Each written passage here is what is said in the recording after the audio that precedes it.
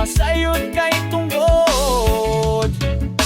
Kay bata pa, nagdagan ng katuigan nga walay gitawag nga amahan. Nagsulod, nag-eskwela, feel ko okay ang tanan. Mga kasakit o problema, walang-wala kining tanan. Sa pagdagan sa katuigan, ng katuigan midagan sa akong kapalaran. Ang kapalaran nga gihulman ining kalibutan.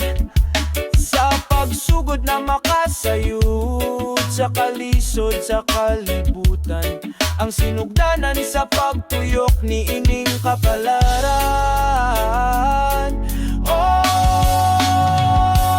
nindot huna-hunaon sa una nga bata pa kita. Kay walay problema. Pero sa kalisod sa kalibutan na akong natagamtaman, sa'yo na ning kamot na makakwarta lang. Mga kalisod na gibati baliwala ko lang. Kay tunggod maopa kini ang sinugdanan.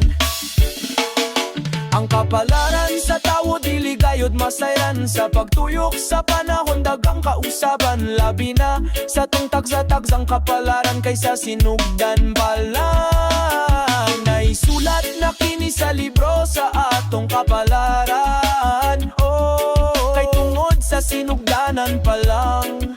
Naisulat na kini sa libro sa kapalaran. Bayang katuigan nga nagsubay sa dalan sa kapalaran. Mga kasakit kakapoy nga akong nasugatan. Sa pagpangita sa maayong kapalaran, ako na mahala sa pagbanod. Sa giyan ni ining akong dalan sa paglakaw sa kaugmaon. Nawa masayran kung kasakit o kalipay ba ang makaplagan. Sa pagpanimpalad sa lugar, nawa masayod sa pagsunod sa pangandoy nga giguyod. Ang mga kalisod sa mga balod sa pagsulay sa kinabuhing gianod-anod. Sa simpleng pagpaningkamot nga dili ako ang pagbuot.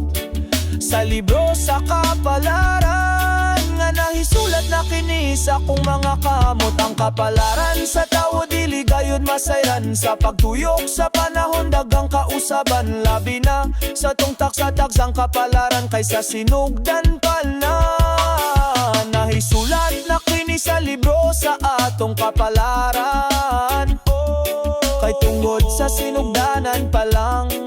Nahisulat na kini sa libro sa kapalaran. Layo ko sa lugar nga akong gidak-an. Ginaantos ang tukmang kamingaw sa dughan. Baliwala kong tanan sa pagpanimpalad para sa pangandoy nga akong matupad. Lisod pagpaningkamot sa lugar nga layo. Walay kasumbungan sa panahon sa kasubo. Walay masampit kundi ikaw og ikaw ra ang sa kaugalingon na magalantaw sa kaugmaon. Kay ikaw ra ang makigbisoy sa kalisod na itig babawang kaisog sa dughan para makaya ang tanan. Kay tungod sa pagpaningkamot mga pagsulay makayanan ng tanan.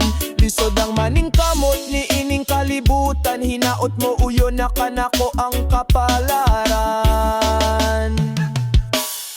Ang kapalaran sa tawo dili gayod masayran. Sa pagtuyok sa panahon dagang kausaban. Labi na sa tungtag sa tagsang kapalaran kaysa sinugdan pala. Nahisulat na kini sa libro sa atong kapalaran.